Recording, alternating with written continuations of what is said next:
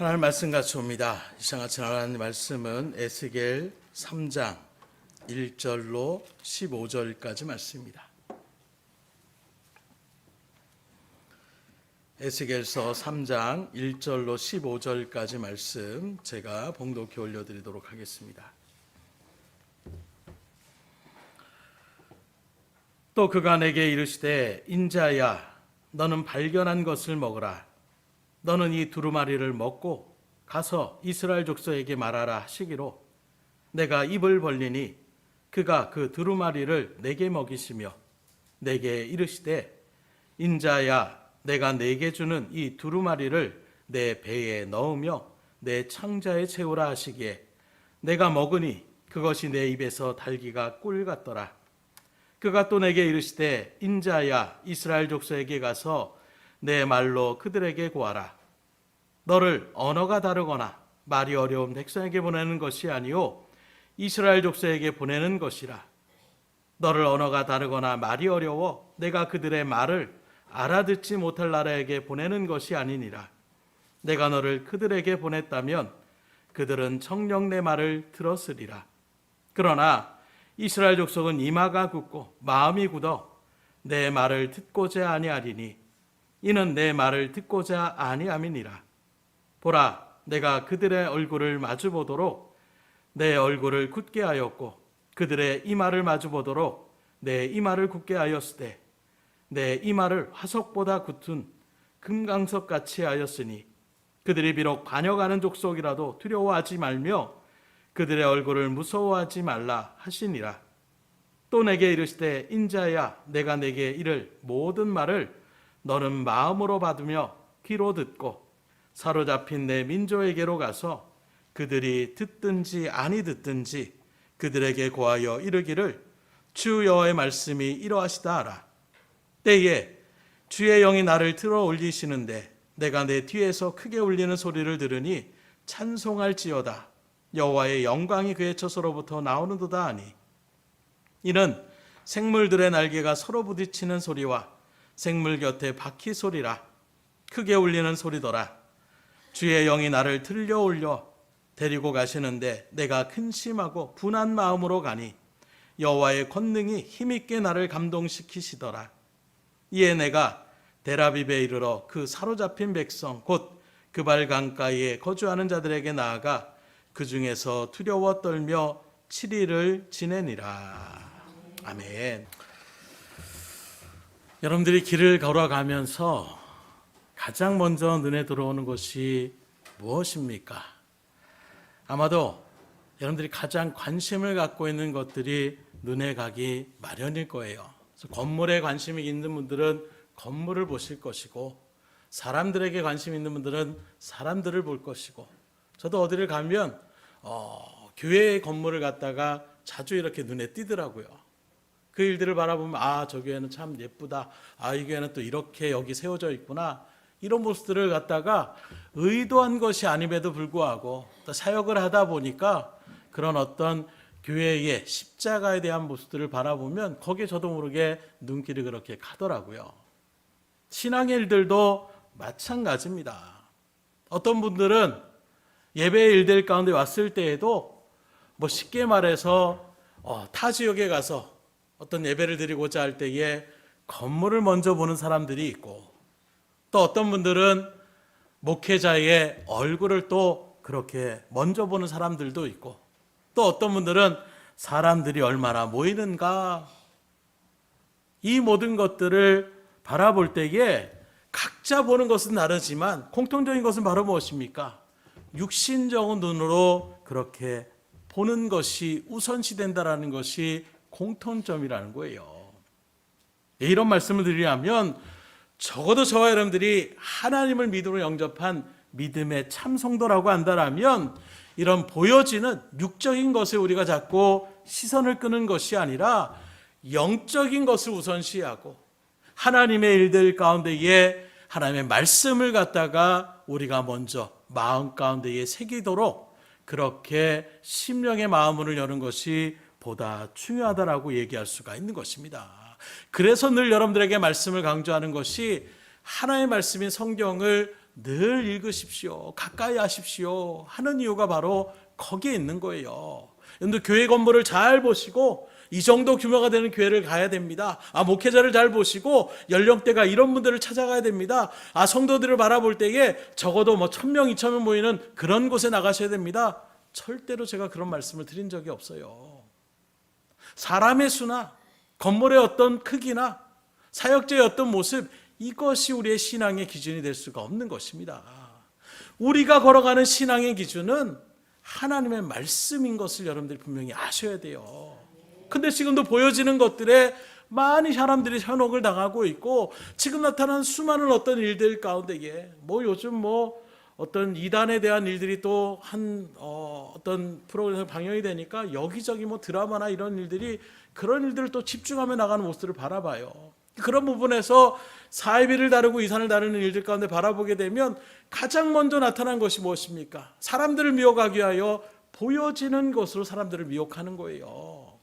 이런 일들의 역사가 일어나고 사람들이 볼 때 와, 이상하다, 신기하다 하는 것들을 이뤄내면서 사람들이 거기에 폭 빠지게 만드는, 영이 맑은 사람들은 그런 것들에 우리가 현혹당하시면 안 된다라는 거예요. 그래서 늘 여러분들에게 강조하지만 귀신도 사단도 얼마든지 우리가 생각하지 못하는 기적적인 일들을 발휘하며 나타낼 수가 있는 존재입니다.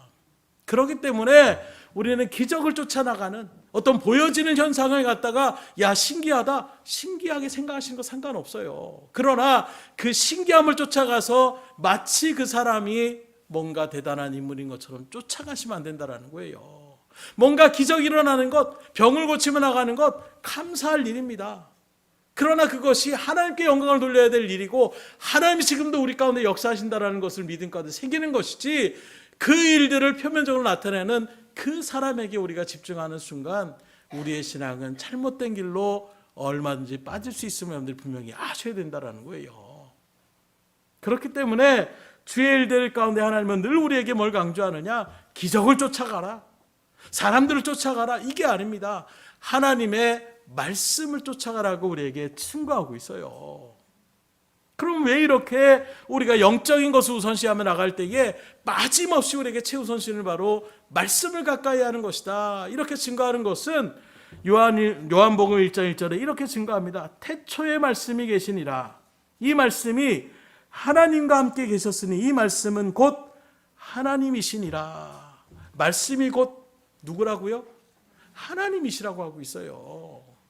그러니 보여지는 어떤 현상을 쫓아가는 것이 아니라 말씀이 곧 하나님이시구나, 여기에 하나님이 계시구나 하는 마음으로 여러분들이 계신다라면, 하나님 만나고 싶다라면 어떻게 됩니까? 말씀을 읽으시고 말씀을 가까이 하시면 되는 거예요. 더 나아가 요한복음 1장 14절에는 또 이렇게 말씀합니다. 말씀이 육신이 되어 우리 가운데 거하심에 우리가 그의 영광을 보니 아버지의 독생자의 영광이요 은혜와 진리가 충만하더라.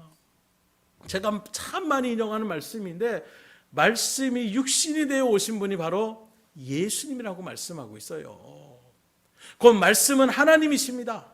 그 하나님이 이 세상에 육신의 인간의 몸을 입고 오신 분이 바로 예수님이시라고 우리에게 증거하고 있어요. 그러므로 여러분들이 말씀을 가까이 하는 것, 말씀을 온전히 우리가 마음에 새기고, 그리고 그 말씀대로 순종하며 나가는 것이 곧 하나님과 동행하는 것이요 예수님과 함께하는 것임을 믿으시기를 주임으로 축원합니다.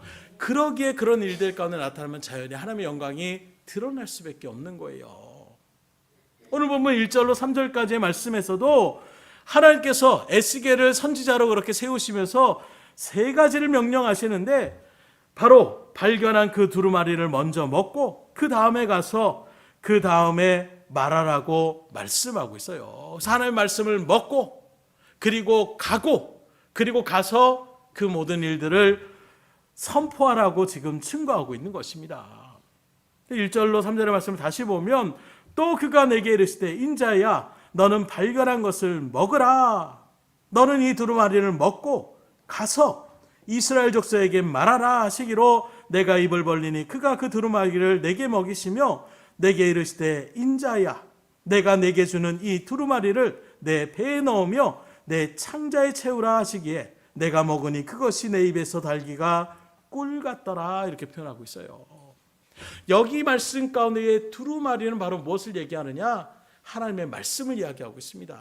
우리는 책이라고 표현하고 있지만 고대 시대 가운데서는 어떻게 하느냐? 책이라는 것이 발달되어지지 않았어요. 종이라는 그런 일들 가운데 있는 것보다는 파피루스라는 나무 껍질을 얇게 하든가 아니면 양을 갖다가 그 가죽을 벗겨가지고 거기에 글을 새기며 나가는, 그러다 보니까 우리나라도 마찬가지로 조선인들 가운데 바라보면 어명이요 할 때 어떻게 합니까? 앞에서부터 이렇게 쭉 들으면서 나가는 것처럼 그런 것이 바로 두루마리라고 얘기하고 있는 거예요. 그래서 그 두루마리는 건 무엇입니까? 하나님의 말씀이 기록되어진 것을 이야기하고 있는 것입니다. 이런 일들 가운데에 하나님의 사람들에게 가장 중요한 것이 바로 무엇이냐? 먼저 그 하나님의 말씀을 먹으라고 하고 있어요. 그렇다면 여기 말씀을 먹는다, 이 말은 무엇일까?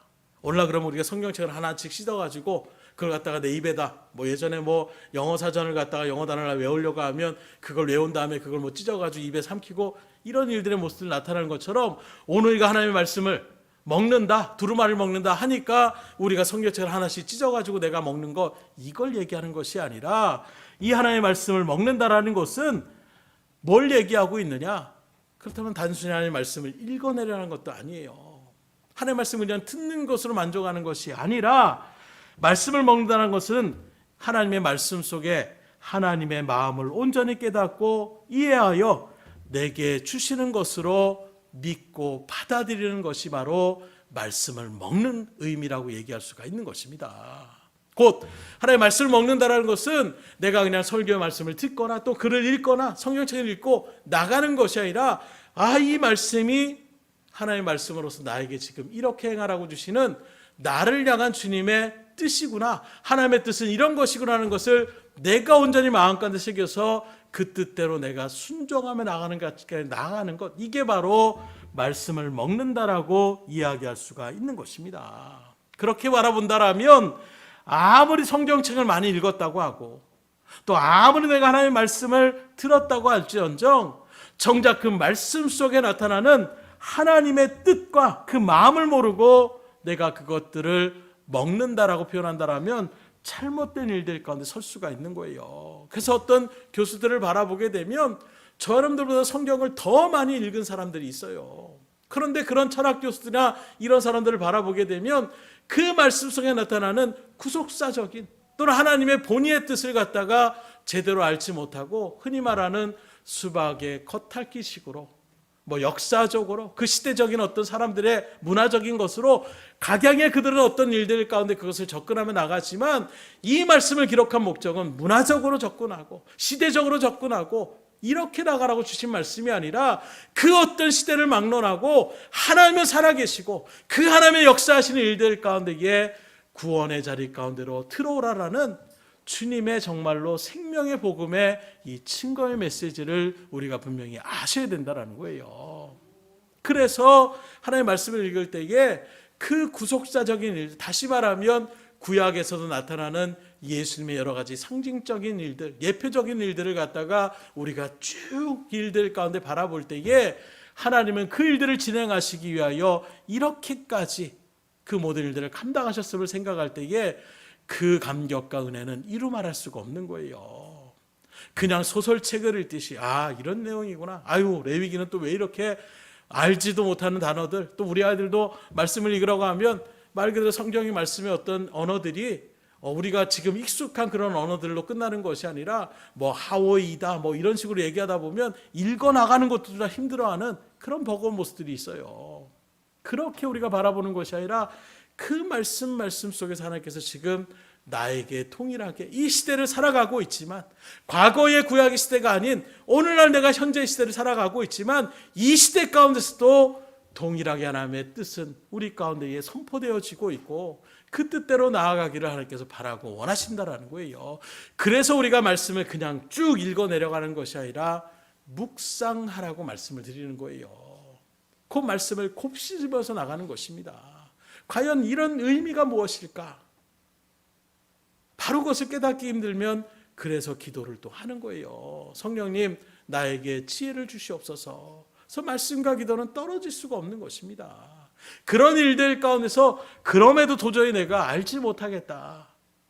그럴 때에는 저에게 연락을 주시라고 말씀을 드리는 거예요. 목사님, 이런 말씀의 의미를 도대체 모르겠습니다. 그러면 제가 맡은 일들이 바로 그런 것들을 여러분들에게 알려주는 역할이 바로 저의 역할이라고 얘기할 수가 있는 거예요.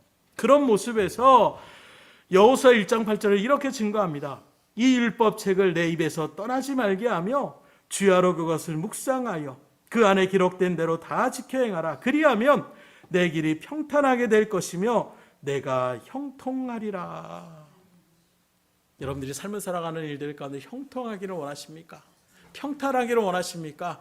그렇다면 말씀을 잘 먹으셔야 돼요.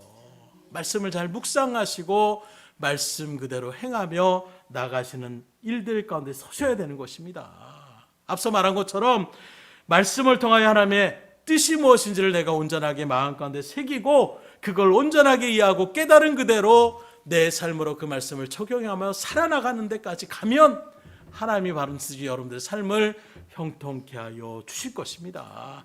그래서 믿음의 일들 가운데 특별히 전도의 사명을 감당하는 일들도 마찬가지예요. 그냥 막 나가는 것이 아니라 하나님의 뜻이 무엇인지를 내 마음 가운데 온전하게 마음을 열고 깨달아서 하나님이 지금 우리의 손길을 통하여 우리의 발걸음을 통하여 우리의 입술을 통하여 하나님의 놀라운 역사를 이루시길 원하는 것을 내 심령 가운데 새기며 나갈 때에 우리는 힘있게 주의 말씀을 담대히 증거하며 선포하며 나갈 수가 있는 것입니다. 그래서 예수님께서는 마태복음 4장 4절에 예수께서 대답하여 이르시되 기록되었을 때 사람이 떡으로만 살 것이 아니요 하나님의 입으로부터 나오는 모든 말씀으로 살 것이라.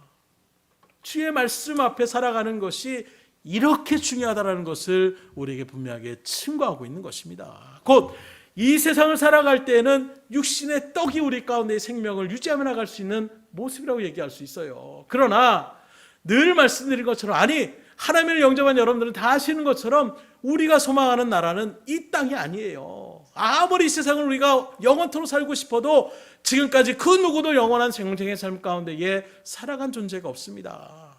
다 이 땅 가운데 세우는 우리의 육신은 장막을 벗을 때가 있다고 얘기하고 있어요. 때가 되면 아무리 내가 건강을 유지하려고 하고 아무리 어떤 건강식을 먹고 아무리 어떤 건강을 하는 그런 약물을 투여해도 때가 되면 그 생명을 유지하며 나갈 수가 없는 거예요. 육신의 생명은 벗을 때가 있는 것입니다. 그런 일들 속에서 하나님은 우리에게 뭐라고 하느냐? 이 세상이 아니라 이제 영원한 생명의 삶의 나라가 있는데 바로 하늘나라가 우리 가운데 있다라고 말씀하고 있어요.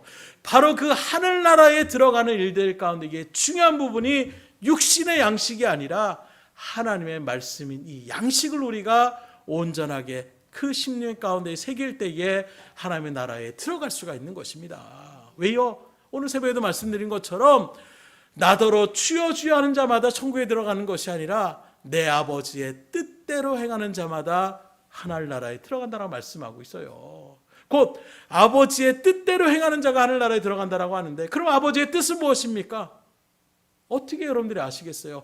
그 하나님의 뜻이 바로 이 성경의 말씀 가운데 기록되어져 있기 때문에 말씀을 묵상하는 사람들은 하나님의 뜻이 이런 것이구나. 그리고 하나님의 뜻대로 살아가면 그 사람에게는 하늘나라의 문이 열려지게 되는 것입니다. 그래서 교회에 그냥 눈도장만 찍듯이 출근 도장 찍듯이 나오는 이걸로 우리가 구원받았다라고 확신할 수 없는 거예요. 내가 예배 빠지지 않았다라고 해서 내가 구원받았다라고 확신할 수가 없는 것입니다. 물론 믿음은 하나님께서 우리에게 분명하게 주실 거예요. 그 믿음 속에서 우리가 그 믿음을 더욱더 견고하게 하고 흔들림 없이 나아갈 수 있는 것은 무엇이냐? 어떤 사단의 계계나 어떤 세상의 박해 속에서도 그 믿음이 흔들리지 않고 나갈 수 있는 그 밑바탕은 바로 믿음의 반석에 서는 거예요. 그 반석은 곧 예수님을 말씀하고 있고 그 예수님은 곧 오늘 말씀 가운데에 말씀드린 것처럼 하나님의 말씀이 곧 예수님이라고 얘기할 때에 곧 반석에 굳건히 선다는 것은 말씀 위에 굳건히 선다라는 거예요. 그건 다시 오늘 말씀으로 돌아와서 하나님의 말씀을 내가 묵상하며 살아가는 것입니다. 주의 말씀을 내 삶 가운데에 그 뜻을 깨달아 알고 그 뜻대로 내가 살아가며 나아가는 것, 이게 바로 우리의 믿음을 더욱더 견고하게 하는 그런 자림을 생각하시고 말씀을 가까이 할 수 있기를 주임으로 축원합니다. 그런데 오늘 2절 말씀을 또 주목해서 바라보게 되면 아주 중요한 말씀이 나오고 있는데 그게 바로 무엇이냐? 내가 입을 벌리니 그가 그 두루마리를 내게 먹이시며 이렇게 표현하고 있어요. 여기 바라보니까 지금 에스겔은 하나님의 마음을 깨닫고 그 말씀을 먹기로 작정해서 어떻게 합니까? 입을 열었다라고 얘기하고 있어요. 보통 우리가 생각하면 먹으라 그러면 두루마리 내가 뜯어가지고 먹어야지 하는 표현이 아니라 지금 에스겔은 뭐만 합니까? 입만 벌렸다라고 얘기하고 있어요. 그리고 나오는 것이 무엇입니까? 그렇게 입을 벌리니까 그가 곧 하나님께서 그 두루마리를 내게 먹이시며 얘기하고 있는 것입니다. 쉽게 이야기하자면 아이들이 어렸을 때에 또 갓난아기일 때에도 갓난아기가 뭘 할 수 있습니까? 배가 고프면 우는 거예요. 그리고 아기가 입을 벌리면 거기에 엄마가 젖을 물리게 되는 것입니다. 좀 더 나이가 그 일들 가운데 좀 개월수가 되면 이제 이유식을 먹을 때도 어떻게 합니까? 수저를 들지 못해요. 그런 모습에서 부모님들이 그걸 떠가지고 입에다가 때로는 그전에는 지금은 그렇게 하지 않지만 입을 갖다가 먼저 엄마가 다 오물거려가지고 그걸 잘게 부셔서 그 다음에 아이에게 먹여주는 이런 일들의 모습들 같은 것을 우리가 바라보시면 되는 거예요. 무슨 말씀이냐고 하면 말씀은 내가 먹는다라고 내가 읽는다라고 내가 묵상한다라고 깨달아지는 것이 아니라는 것입니다. 하나님이 깨닫게 하여 주셔야 깨달을 수가 있다는 것을 말씀하고 있어요. 그래서 앞서 말한 것처럼 그래서 우리가 말씀을 묵상하기 전에 먼저 하나님의 지혜를 구하는 기도를 하시고 말씀을 읽어나가시라는 거예요. 왜냐하면 내가 깨달을 수 있는 것이 아니에요. 왜요? 이건 하나님의 말씀이기 때문에 하나님이 깨닫게 해주셔야 온전하게 설 수가 있는 것입니다. 그런데 그걸 갖다가 자기 마음대로 해석하며 나가고 자기 마음대로 나가다 보니까 이상한 소리들을 하고 있는 거예요. 내가 재림주다. 내가 이 시대의 마지막 구원자다. 사람들에게 이런저런 현혹의 말들로 하며 자기의 욕심을 채워나가는 이상한 모양들이 나타나는 거예요. 그런 일들 가운데에 서지 않으려면 먼저 하나님 앞에 기도하고 성령의 지혜를 구하고 그 말씀을 우리가 온전하게 읽어나가실 수가 있어야 되는 것입니다. 다시금 분명히 말씀드립니다. 그렇기 때문에 우리가 하나님의 말씀을 깨닫기 위해서는 우리가 해야 될 모습은 다른 것 없어요. 입을 벌리는 것입니다. 곧 이것은 무엇을 얘기하느냐? 겸손히 하나님의 말씀 앞에 나 자신을 내려놓는 것을 얘기하고 있어요. 곧 말씀을 내가 먹을 수 있는 가장 최선의 모양을 지금 자세를 취하는 것이 지금 에스겔이 입을 벌리는 것처럼 오늘 저러분들 하나님의 말씀을 받을 때에 그래서 우리가 기도로 준비하고 우리의 마음을 활짝 열어서 하나님 말씀하옵소서 주의 종이 듣겠나이다 하는 겸손의 마음으로 그래서 어떤 일들 가운데 바라보게 되면 특별히 목회자들 사역자들이 그래요. 세미나나 어떤 일들 가운데 그렇게 참석하다 보면 마음을 열고 참석하지 않습니다. 혹시 어떤 말을 하는가 처음에 그렇게 주시를 해요. 저건 아닌 것 같은데 그걸 막 판단하고 있습니다. 절대로 은혜가 되지 않아요. 내 마음을 갖다가 겸손하게 오늘도 주님 나에게 말씀하옵소서. 내가 이 시간을 통하여 하나님께서 나에게 뜻하신 그런 시간을 예비하셨고 이 시간 가운데 반드시 하나님께서 나에게 필요한 하나님의 말씀을 주실 줄 믿습니다. 그 말씀을 드리는 일들 가운데 내가 이 자리에 왔사오니 하나님 나에게 마음껏 주의 말씀을 들려주시옵소서. 낮은 마음으로 우리가 나갈 때에 그 말씀이 은혜가 되는 거예요. 그 말씀을 온전하게 내가 받아들이며 나갈 수가 있는 것입니다. 그렇게 내가 마음을 낮추고 주의 말씀 앞에 내 마음을 활짝 열을 때에 성령께서 우리를 도와주시고 하나님의 말씀을 깨닫는 은혜의 자리로 이끌어 주시는 것입니다. 그러니 겸손히 주의 말씀 앞에 서실 수 있기를 주임으로 축원합니다. 그러면 이렇게 하나님의 말씀을 먹여주실 때에 그 말씀이 우리 속에서 어떻게 되느냐? 3절의 말씀을 다시 보면 내게 이르시되 인자야 내가 내게 주는 이 두루마리를 내 배에 넣으며 내 창자에 채우라 하시기에 내가 먹으니 그것이 내 입에서 달기가 꿀 같더라. 이게 보니까 입을 벌려서 주님께서 먹여주시는데 먹여주셔서 주님께서 뭐라고 하느냐? 그 먹은 것을 갖다가 내 배에 채우고 내 창자에 채우라고 지금 말씀하고 있어요. 이 말씀의 의미는 뭘 얘기하고 있습니까? 바로 우리의 심령 가운데에 깊이 말씀을 새기고 그 말씀의 뜻대로 사명을 감당하라고 우리에게 칭거하고 있는 것입니다. 그건 육신의 양식을 먹는 것과 똑같은 거예요. 그냥 음식을 먹을 때에 어떤 그런 일들 가운데 거식증이라는 뭐 이런 질병이 걸리면 어떻게 합니까? 음식을 섭취하고 다시 그것을 토해내요. 그러면 어떻게 됩니까?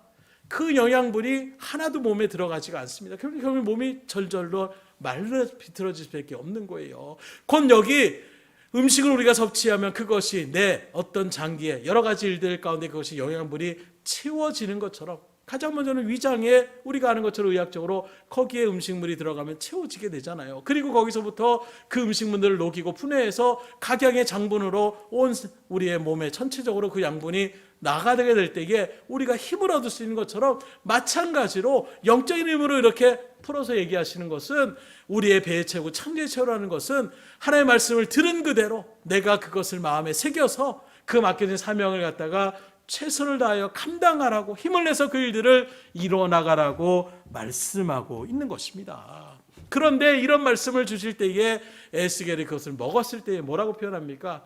꿀송이처럼, 꿀처럼 달달하고 이야기하고 있는 것입니다.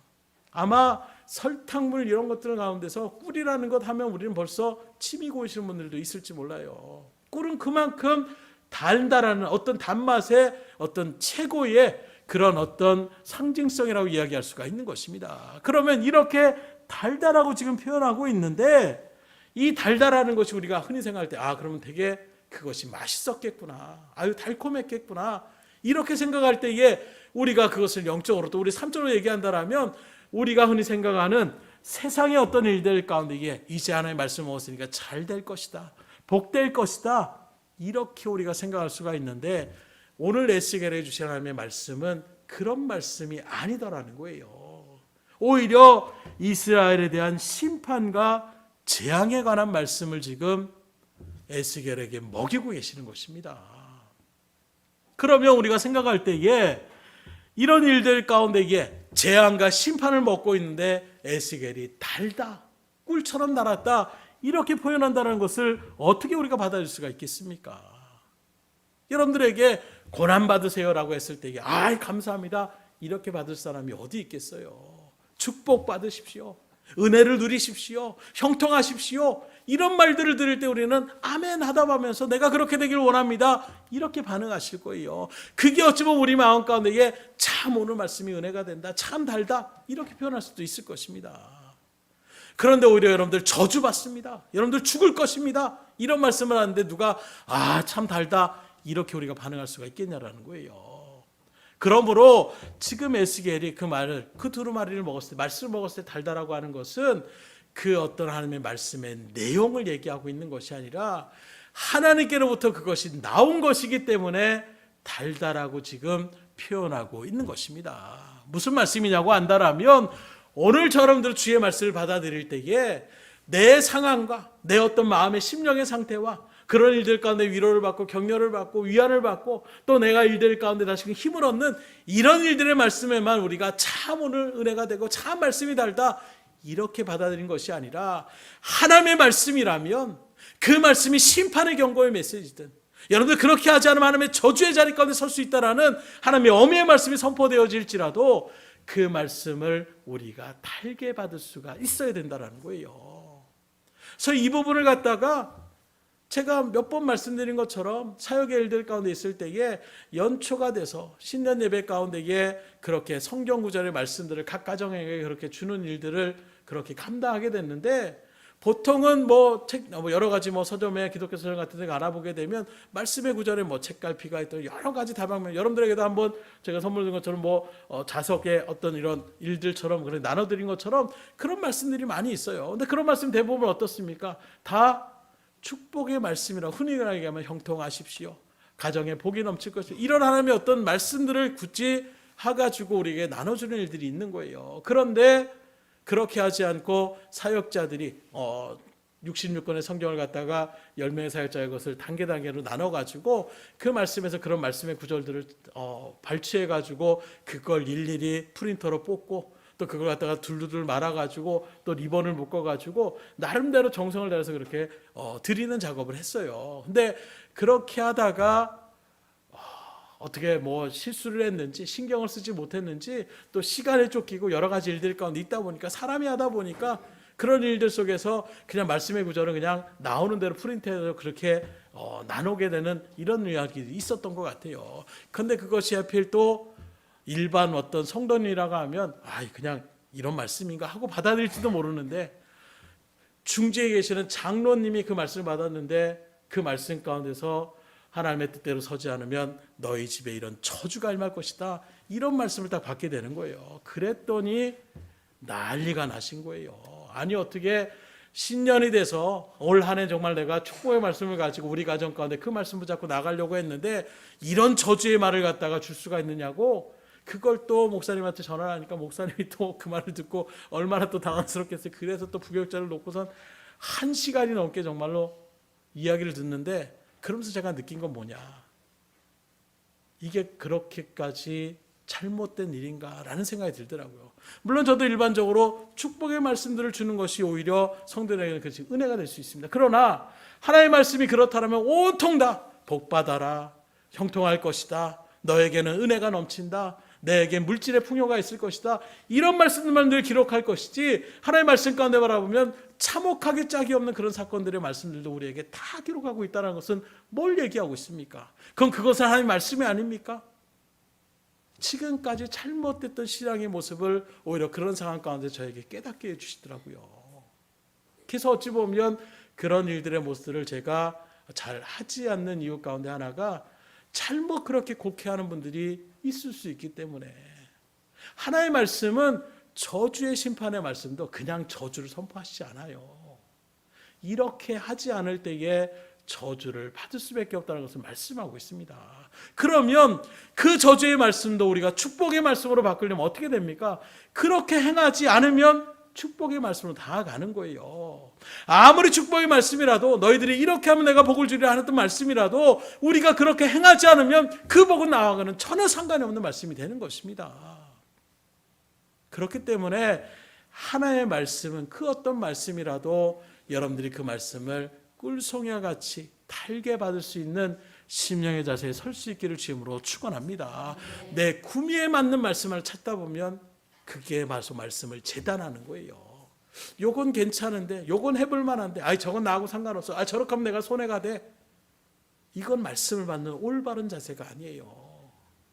말씀을 먹는 일들 가운데 가장 첫 번째 은혜가 뭐라고 했습니까? 입을 벌리라고 했잖아요. 가장 겸손의 자세는 무엇입니까?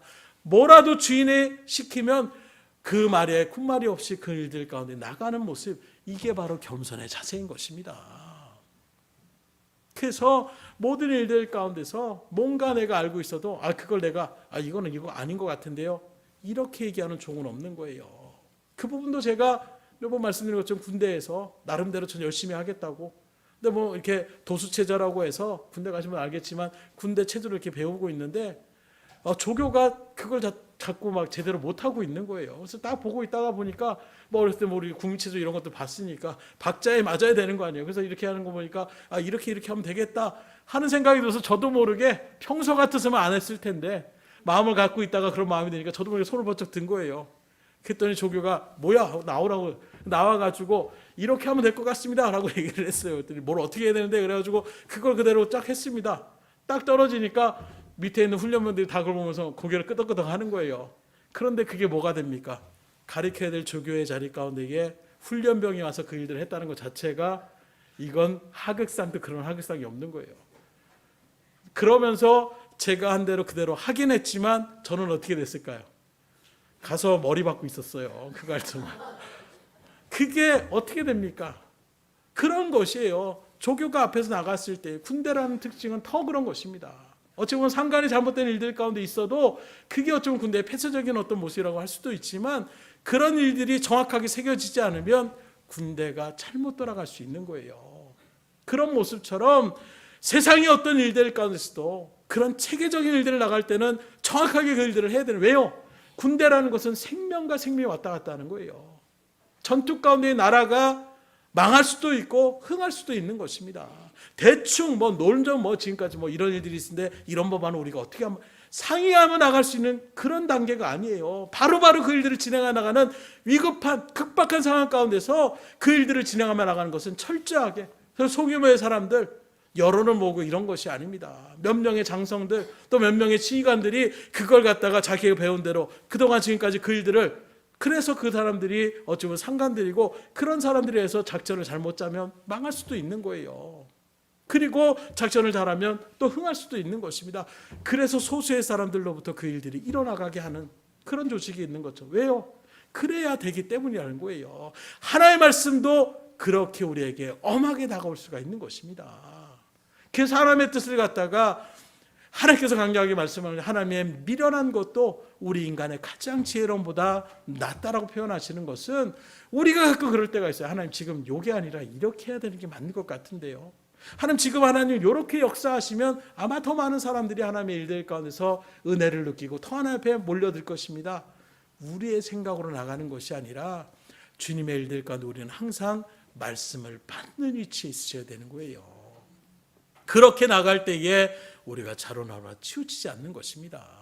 이런 일들을 오히려 이단과 사이비들이 너무 강력하게 주장을 해서 자기의 말만 무조건 들으려고 하며 나가는 이런 일들 가운데에 서게 되니까 문제가 되는 거예요.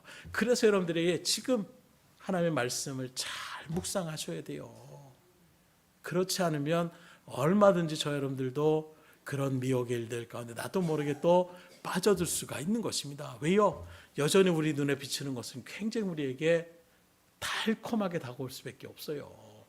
그런 일들 속에서 주의 말씀처럼 우리가 주의 말씀을 받아들일 때에 그 어떤 말씀이라도 주님의 말씀이라면 그 말씀에 순종하며 나가겠습니다 하는 심령의 새 가운데 섰을 때에 거기서부터 믿음의 역사는 일어나는 것입니다.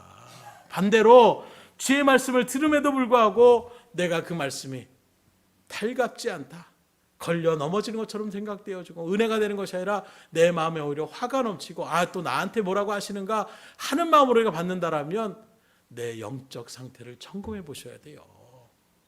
주의 말씀을 온전하게 받아들임을 통하여 하나님께 주시는 놀라운 은혜를 충만히 누리며 나아갈 수 있기를 주님으로 축원합니다. 그렇게 될 때 우리가 하나님의 말씀을 담대히 선포하며 나갈 수가 있는 거예요.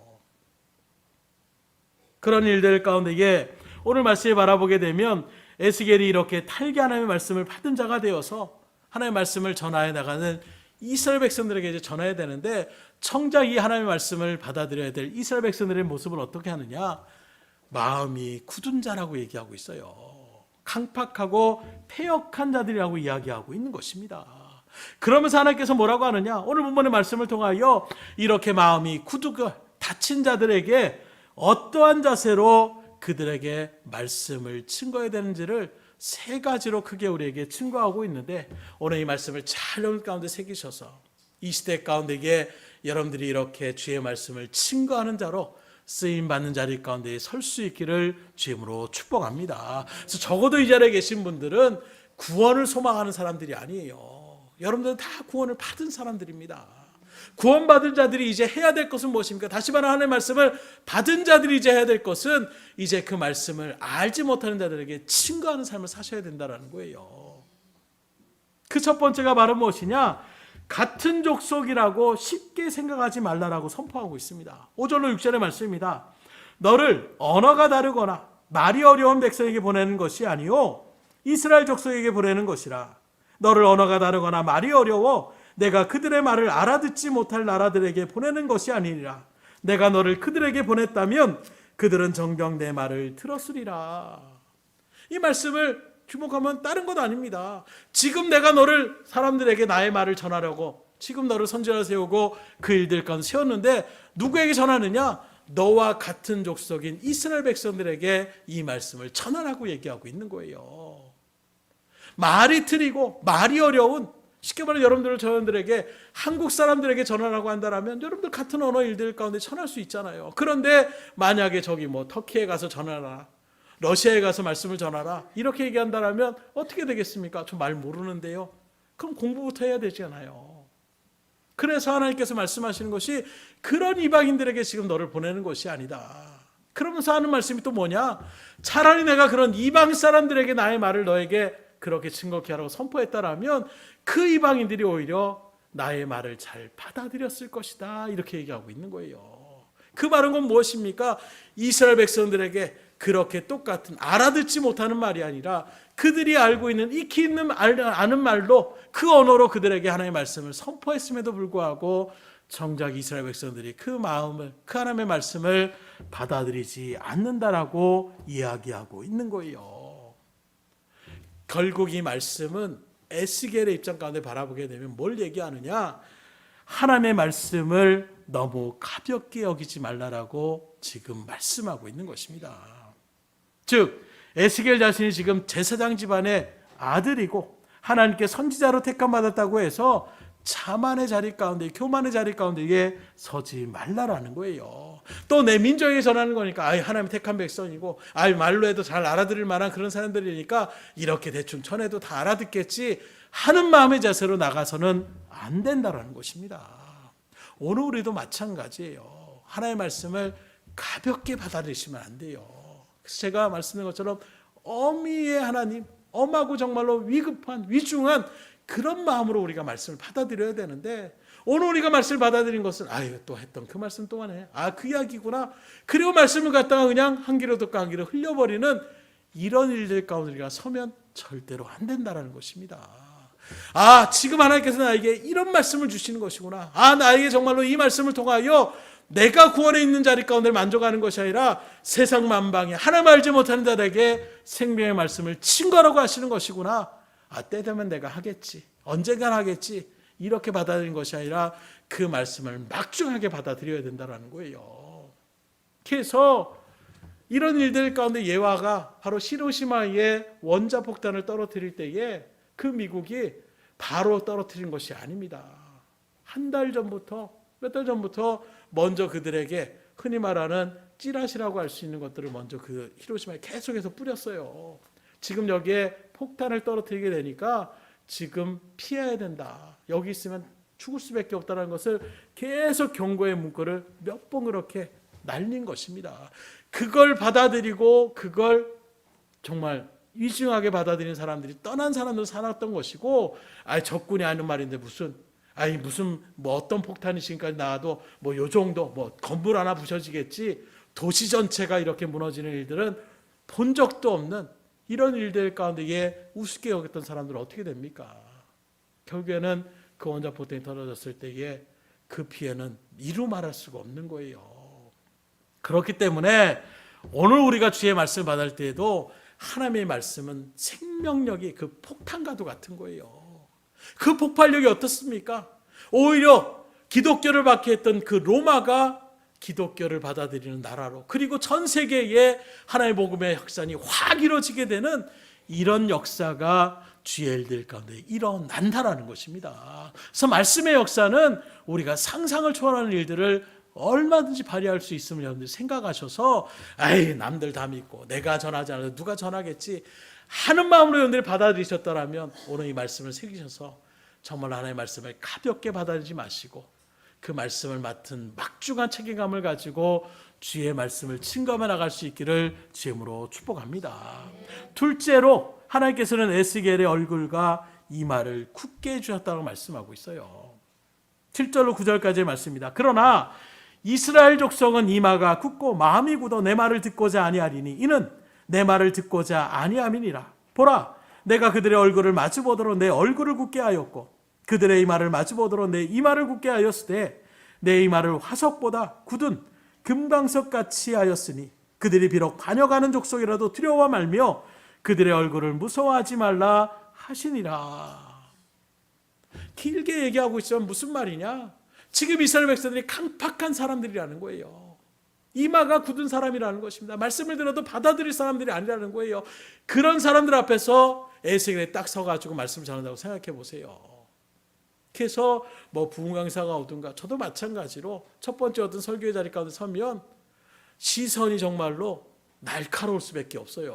어떤 말을 할까 하는 마음으로 이제는 제가 등대교회 한 10년이 넘게 이렇게 있다 보니까 여러분들을 바라볼 때에도 정말로 어떻게 하나님의 말씀을 더 전하려고 하는 그런 마음이 있지만 전혀 모르는 상태 가운데에 또 특별히 노예나 이런 일들 가운데서 목회자들 앞에 딱 서게 되면 목사님들의 그 시선이 만만치 않습니다.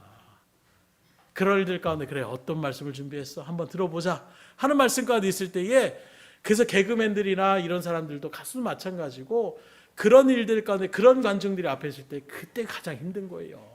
막 나오자마자 와 하면서 받아들이면 그냥 막 기운이 막 뻗치는 것입니다. 그런데 나왔는데 적막감으로 다 이렇게 쏘아보는. 그래서 가끔 우리가 그런 일들 보잖아요. 북한에 뭐 이렇게 공연을 하러 갔을 때에 우리나라에서 막 아이돌 나와서 막 이렇게 하면 막 거기에 뭐 환호성을 하는데 거기에 있는 그 많은 사람들이 그냥 무표정으로 이렇게 쳐다보고 있는 모습을 바라볼 때에 어떤 모습이겠어요. 그래도 프로는 프로다. 그 속에서 정말로 그 모든 일들을 해나가는 모습을 바라볼 때에 대단하다 하는 것처럼 지금 에스겔이 말씀을 들고 나가려고 하는데 지금 방박한 그런 쏘아지는 시선 가운데 있을 때에 거기에 딱 섰다라고 생각해 보세요. 그래서 오늘 여러분들이 이제 갈 때에 사람들 앞에서 전도 한 번씩 하고 가십시오라고 한다면 아마 지금부터 마음이 쿵쾅쿵쾅 하시는 분들이 있으실 거예요. 그런 모습인 거예요. 말씀을 지금 받아들일 자세가 있는 일일까? 저도 이렇게 자신 있게 이야기하고 있지만 갑자기 저 광장에 나가서 말씀 전하러 간다면 저도 어떻게 해야 될까 고민할 수밖에 없을 거예요. 에스겔의 입장이 바로 그런 거예요. 심지어 그들의 마음이 강팍하게 닫혀있다고 얘기하고 있습니다. 그런 일들 가운데서 하나님께서 에스겔에게 어떻게 하느냐, 그 강팍함을 이겨낼 수 있는 담대함의 마음을 주시겠다고 말씀하고 있는 거예요. 그냥 말랑말랑한 사람들에게 말만 전해도 그냥, 우리나라도 그럴 때가 있었어요. 예전에 그냥 회개하십시오, 천국이 가까이 왔습니다, 교회 나오십시오, 그래야 여러분들이 구원받습니다, 이렇게 우리가 외치며 나갈 때만 하더라도 사람들이 막 몰려올 때가 있었어요. 그러나 지금은 오히려 그렇게 얘기하면 역효과를 나타내는 이런 모양들도 참 많이 있습니다. 오히려 관계 전도로 나가는 이런 모습들이 있을 때에 또 어떤 선물을 준비하며 나가는 그런 모습 가운데서 또는 어떤 먹거리를 준비해 가지고 그냥 그 일들을 갖다가 주님의 이름으로 그냥 실천하며 사랑을 전하며 나갑니다 하는 말씀으로 나가는 이런 모양들이 나타날 뿐이지, 강팍한 사람들에게 그냥 나간다, 말 그대로 코로나 일들 가운데 한참 그렇게 창궐할 때에 거기에서 예수 믿고 구원받으십시오 라고 할 수 있는 것은 쉽지 않을 거예요. 그 와중에서도 하시는 분들이 또 있더라고요. 그런 마음을 주님께서 주신다라고 말씀하고 있는 것입니다. 곧 이 말씀을 통해서 우리가 깨달을 수 있는 것이 무엇입니까? 하나님께서도 우리에게 얼마든지 나는 말을 잘 못해요, 난 겁이 참 많아요, 전 두려움이 많습니다, 사람들 앞에 서는 거 정말 너무 떨립니다, 그래 우리는 할 수 없어요. 그러나 하나님이 우리에게 굳은 마음을 주시면, 담대한 마음을 주시면 얼마든지 그 일들을 감당할 수 있음을 믿으시기를 주님으로 축원합니다. 저도 마찬가지였어요. 참 수줍음이 많았고 학교에서도 손 들고 나가는 것, 심지어 뭐 답을 알고 있어도 그 답을 속으로만 끙끙거리면서 얘기하지 못하는 그런 상태였는데 하나님께서 바꿔나가시더라고요. 군대에서 한번 그렇게 한번 일을 저지르고 난 다음부터 좀 마음의 담대함을 좀 생기긴 했지만 그래도 여전히, 근데 교회에 이제 다시 와서 사역의 일들을 하나하나 하나님께서 맡겨주시는 거예요. 성가대 지휘자로 또 찬양된 리더로 그렇게 하나하나 맡겨지는 일들 가운데 있을 때에 처음부터 어떻게 잘했겠어요. 성가대 지휘를 할 때도 처음에는 고개도 들지 못하고 지휘자가 오히려 그 악보만 보면서 이렇게 하면 나가는, 근데 이게 점점 어떻게 되느냐, 점점 얼굴을, 그리고 이제는 성가대원들에게 고개 드세요, 절 쳐다보셔야 됩니다, 그 시선이 두려웠던 사람이 어느 순간 하나님께서 그 일들을 감당케 하실 수 있는 역량과 믿음을 허락하여 주시더라고요. 그런 일들 가운데 서다 보니까 이제는 사람들이 많은 일들 가운데 섰을 때에도, 뭐 부교육자로 왔을 때에 1,200이 넘는 일들 속에서 이제 부교육자로 와서 인사를 하며 나갈 때에도 전혀 하나님께서 그 일들 가운데서 수줍게 하시는 것이 아니라 오히려 하나님이 당당함으로 그 일들을 이뤄나가시는 그런 모습들을 제가 솔직히 제 심령으로 제 삶으로 체험케 해주셔서 여러분들도 다 하실 수 있어요. 그래서 우리 자녀들에게 늘 말합니다. 걱정하지 마, 하나님께서 하시면 얼마든지 할 수 있어 라고 늘 자신감을 주는 것은 제가 그 일들을 체험했기 때문이에요. 지혜도 주님께서 때로는 주십니다. 담대함도 주님께서 허락하여 주십니다. 재능도 주님께서 허락하여 주세요. 그러니 내가 못한다라는 것 맞습니다. 겸손함으로 그렇게 인정하실 거 좋아요. 그러나 난 못하니까 못하겠습니다 하는 것이 아니라 나는 못해도 하나님께서 도와주신다라면 한번 해보겠습니다 라고 한번 여러분들이 긍정적으로 나가보세요. 반드시 하나님께서 역사하여 주십니다. 세워주세요. 그런 일들을 오늘 에스겔에서 주님께서 분명히 말씀하잖아요. 그 강팍한 사람들 앞에서 주님께서 말씀하는 제자들에게 내가 양을 이리 가운데 보낸 것 같도다. 그냥 보내는 것이 아니에요. 그래서 뭐라고 합니까? 성령님을 너희 가운데 주신다라고 얘기하고 있는 거예요. 그 권능을 받고 나가라고 말씀하고 있는 것입니다. 권능이 없으면 떨 수밖에 없어요. 그러나 그 제자들도 바라보십시오. 다락방 문을 닫고 덜덜 떨고 있었던 그들이 성령의 충만을 받으니까 문을 박차고 나가서 말씀을 증거할 때에 3,000명이 회개하며 돌아오는 놀라운 은혜의 역사들을 우리는 그 일들 가운데 바라볼 수가 있지 않습니까? 지금도 그 하나님은 동일하심을 믿으시길 주임으로 축원합니다. 그 말은 곧 나는 할 수 없지만 하나님이 언제든지 우리를 사용하시고 하나님이 우리에게 믿음을 주시고 하나님이 우리에게 담대함을 주시고 하나님이 우리에게 재능을 주시면 충분히 감당할 수 있음을 믿음으로 바라보시며 맡겨진 사역을 감당키를 주임으로 축복합니다. 그럴 때 역사가 나는 거예요. 그래서 저는 이 길을 가는 일들이 참 믿음의 일들 가운데 감사할 때가 많이 있어요. 그냥 평신도로서 하는 일들의 부분들도 분명히 있을 겁니다. 그런 일에서 이렇게 봉사하고자 하는 마음들도 있어요. 그러나 어찌됐든 간에 이 길을 걸어가게 되니까 맡겨진 사명이 더 막중하는 그런 일들 가운데 있다 보니까 때로는 그냥 요즘 또 그런 마음이 많이 들더라고요. 다시 막 이런저런 일들을 하면서 준비하는 가운데에 소망도 있지만 한편으로는 왜 그렇게 하나님 다 내려놓고 싶습니다 하는 마음이 또 막 한편에 막 너무나도 지치게 막 생기는 거예요. 다시금 마음 가운데 기도하고 하나님 마음을 다잡게 해달라고 충분히 그럴 수 있는 거예요. 그러나 그런 일들 가운데 또 주님께서 역사함의 일들 가운데 그 일들을 진행하면 거기에서도 하나님께서 은혜를 주시는 거예요. 하나님이 이렇게 이끌어 가시는구나. 그걸 누구보다 체험할 수 있는 자리 가운데 섰기에 참 막중하고 부담감이 있는 자리임에도 불구하고 한편으로는 또 너무나도 은혜와 감격이 넘치는. 그래서 여러분들 마찬가지예요. 내가 교회의 어떤 일들 가운데 맡겨진 일이 없다라는 것은 자유함과 동시에 어찌 보면 여러 가지 하나님이 주시는 은혜를 누림을 자리 가운데에 서지 못하는 것이 있을 수 있다는 거예요. 다 그런 것은 아니지만 그나마 또 반대로 얘기하면 나에게 맡겨진 어떤 직분들과 맡겨진 막중한 책임이 있다면 부담감은 되지만 그 일들을 통하여 반드시 하나님께서 더 큰 은혜의 일들 가운데 여러분들을 이끌어 가심을 소망하시고 그 삶을 누리며 나아갈 수 있기를 주님으로 축원합니다. 그게 믿음의 발걸음의 자세라는 거예요. 세 번째로 하나님께서는 에스겔에게 성령의 인도하심을 받으라고 층구하고 있습니다. 12절의 말씀을 봅니다. 때에 주의 영이 나를 들려 올리시는데 내가 내 뒤에서 크게 울리는 소리를 들으니 찬송할지어다. 여호와의 영광이 그의 처소로부터 나오는도다 하니. 14절에도 주의 영이 나를 들어 올려 데리고 가시는데 내가 근심하고 분한 마음으로 가니 여호와의 권능이 힘있게 나를 감동시키더라. 여기 말해보니까 주의 영, 바로 하나님의 성령을 얘기하고 있어요. 그 영이 두 번을 지금 언급하고 있는데 먼저 12절의 말씀을 바라보게 되면 주의 영이 에스겔에게 하나님의 영광의 소리를 듣게 하였다 이렇게 얘기하고 있습니다. 곧 이것을 우리에게 뭘 얘기하고 있느냐? 지금 에스겔이 앞으로 하나님의 사명을 감당하는 데 있어서 오직 하나님의 영광을 위하여 그 길을 걸어가라는 것을 증거하고 있는 것입니다. 곧 여기 나오는 하나님의 영광을 위하여 산다는 것은 뭘 얘기하고 있느냐? 바로 이 하나님의 영광은 수많은 하나님의 구약의 말씀 가운데에 빛으로 우리에게 하나님의 영광이 임재하심을 늘 그렇게 강조하며 나갈 때가 있어요. 그런 모습 가운데 바라보게 되면 요한복음 8장 12절에 주님은 이렇게 선포합니다. 예수께서 또 말씀하여 이르시되 나는 세상의 빛이니 나를 따르는 자는 어둠에 다니지 아니하고 생명의 빛을 얻으리라. 이 말씀을 연계해서 바라보게 되면 하나님의 영광을 돌리는 삶을 우리가 살아야 된다고 얘기하고 있는데 그럼 하나님의 영광을 어떻게 드려야 되느냐? 하나님의 영광은 곧 예수님이 바로 생명의 빛 되심이라고 얘기하고 있을 때에 곧 예수님의 그 일들, 그리고 그 예수님은 말씀이 육신이 되어 오신 분으로 우리가 나오는 것처럼 결국에는 우리가 하나님의 영광을 돌리는 삶은 하나의 말씀의 그 뜻대로 순종의 삶으로 나아가는 것이라고 얘기할 수가 있는 거예요. 그렇기 때문에 누가 성령의 인도하심을 받았습니다 라고 얘기를 하면서 정작 말씀에 순종하는 삶으로 나아가지 않는다면 그건 절대로 성령의 역사가 아님을 여러분들이 분별하며 나갈 수 있기를 주임으로 축원합니다. 그래서 하나님의 은혜를 받았고 성령의 인도하심을 받았는데 정작 하나님의 말씀의 뜻과 반하는 모습을 나타내고 있다. 그렇다면 우리는 한 번쯤 그것을 의심하면서 나가실 수가 있으셔야 돼요.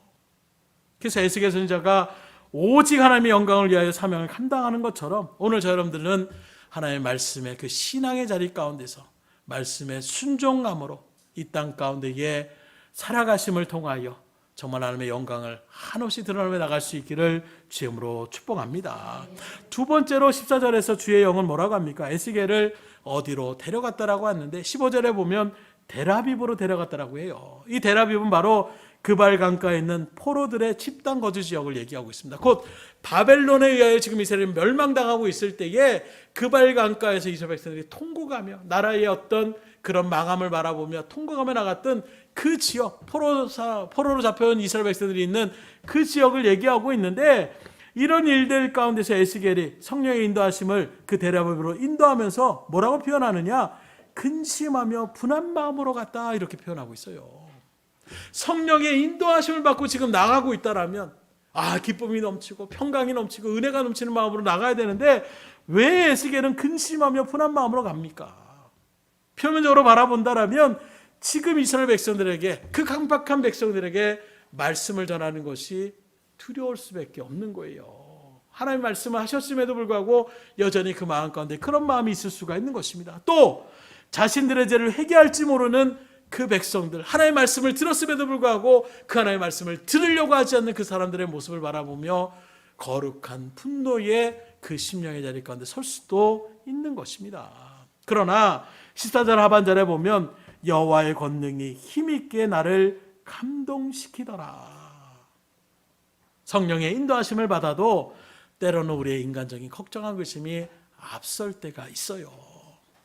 여러분들 하나님의 말씀의 은혜를 받아도 또 현실의 삶의 일들 가운데에 무너지는 여러 가지 모습들을 바라볼 때에 내 마음이 힘들고 지칠 때가 있습니다.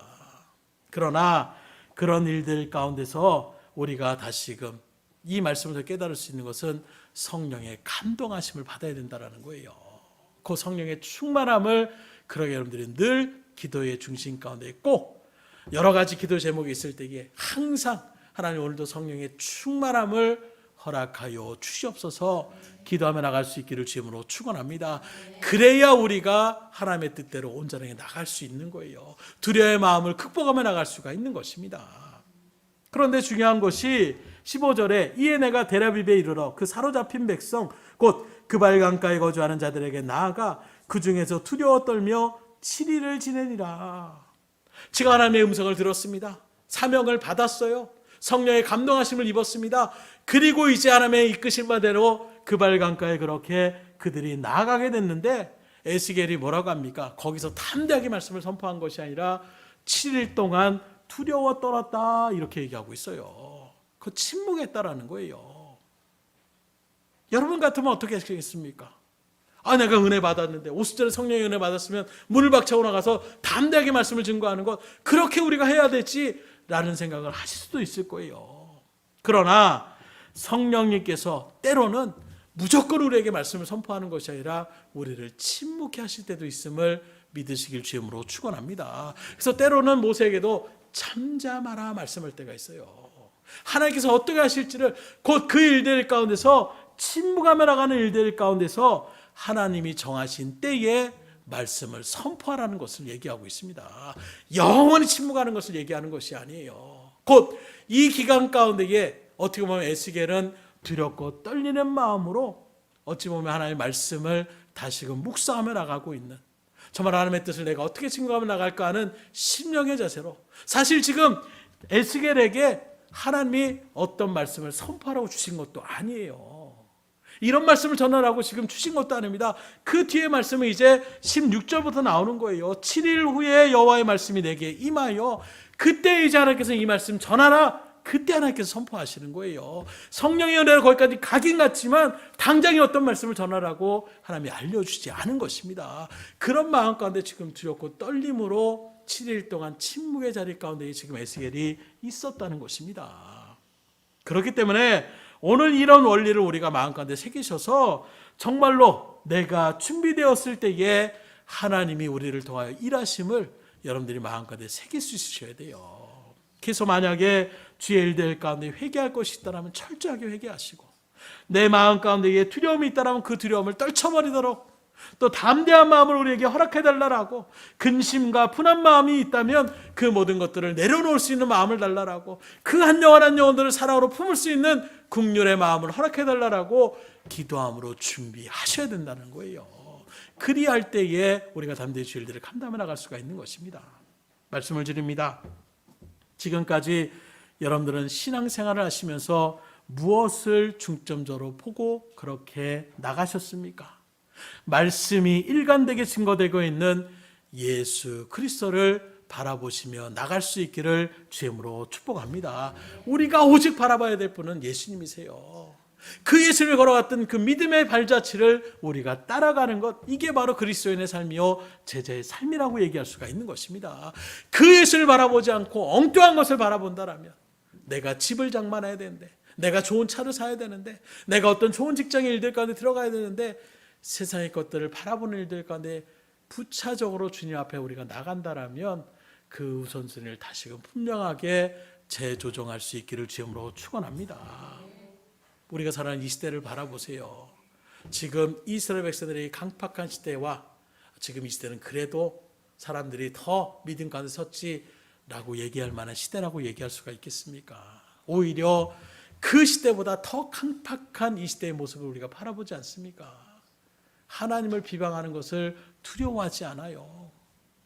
하나님을 부정하는 일들 가운데 섭니다. 교회, 목회자, 사역자들 말할 것도 없어요. 정말로 그런 일들 가운데에 복음이 이제는 전하며 나가는 일들이 더 어렵고 힘든, 거기에 또 들고 일어나서 이단과 사입의 어떤 부조리한 일들이 나타났을 때에 믿지 않는 불신자들의 눈에는 이단이나 사입이나 기독교나 상관없어요. 다 똑같은 무리를 바라볼 수밖에 없어요.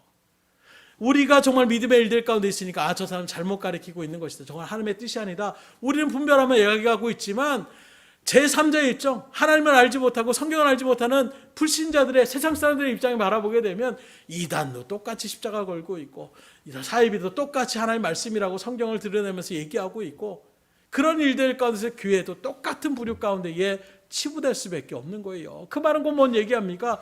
더 여러분들이 복음을 증거하며 나가기가 힘든 시대가 되었어요. 말씀을 전해도 받아들이지 않는 그런 시대 가운데 우리가 살아가고 있는 그런 모습 가운데 우리가 어떻게 해야 되겠습니까? 오늘 말씀처럼 먼저 하나님의 말씀을 받아 먹으셔야 돼요. 겸손함으로 하나님의 말씀을 내 심령 가운데 새기셔야 됩니다. 그 말씀을 먹어야 우리가 먼저 영이 밝아지고 살아갈 수 있고, 그 말씀을 먹어야 강건해질 수 있으며, 그 말씀을 먹어야 내가 무엇을 해야 될지를 분명하게 깨닫고 그 일들 가운데 설 수가 있는 것입니다. 그러니 바라고 원하기는 이 생명의 말씀을 날마다 채우시고 그 말씀대로 날마다 주의 일들을 증거만 나가는 일들 가운데에 쓰임받는 저 여러분들의 발걸음이 될 수 있기를 주의 이름으로 축복합니다. 기도하겠습니다. 할렐루야. 하나님 아버지 감사합니다. 오늘도 주님의 복된 날, 정말 주님께서 걸어가셨던 그 십자가, 그 대속의 십자가로 인하여 우리에게 구원을 허락하여 주시고, 또 부활의 첫 열매가 되심을 통하여 우리에게 하늘의 소망을 허락하여 주신 이 복된 날, 우리가 세상과 못하며 세상의 즐거움에 빠지지 않고 하나님의 말씀의 자리 가운데로 인도하여 주시니 감사를 드립니다. 참으로 강팍하기 그지할 데 없는 이 시대 가운데 있습니다. 수많은 이단들이 판을 치며 나가는 일들 가운데에 복음의 설 자리가 점점점 좁아질 수밖에 없는 안타까움의 현실을 마주하게 되고 있습니다. 이런 일들 가운데에 정말로 믿음의 바른 성도의 자리 가운데에 우리들은 과연 어떻게 나아가고 있습니까? 세상 사람들과 똑같은 모습, 아니 세상보다 더 못한 우리의 욕심과 이기주의 가운데 나가는 그 모습을 통하여 어찌 주의 생명의 복음을 증거하는 믿음의 여건이라고 이야기할 수가 있겠습니까? 오늘 주의 말씀처럼 그러기에 주의 말씀과 사명을 감당하기 위하여 무지함으로 우리가 나가는 것이 아니라 먼저 하나님의 말씀을 겸손한 데서로 받을 수 있게 인도하여 주시고, 그 말씀을 날마다 묵상하며 성령의 지혜로움을 통하여 말씀을 깨닫게 하여 주시고, 나에게 뜻하는 하나님의 말씀을 심령 가운데 새김으로 성령의 충만한 일들 가운데에 주의 일들을 감당해 나갈 수 있도록 역사하여 주시옵소서. 그러므로 올 한 해 정말로 이러한 믿음의 사명들을 마음가운데 다시금 새겨서 한 영혼 한 영혼을 놓고 기도하며 준비하며 구원의 길로 인도하고자 하는 그 심령의 발걸음을 통하여 놀라운 구원의 열매들이 풍성히 맺히며 나갈 수 있도록 주님 붙잡아 주시옵소서. 특별히 그런 일들을 감당하기 위하여 육신의 칠고가 있어야 되겠습니까?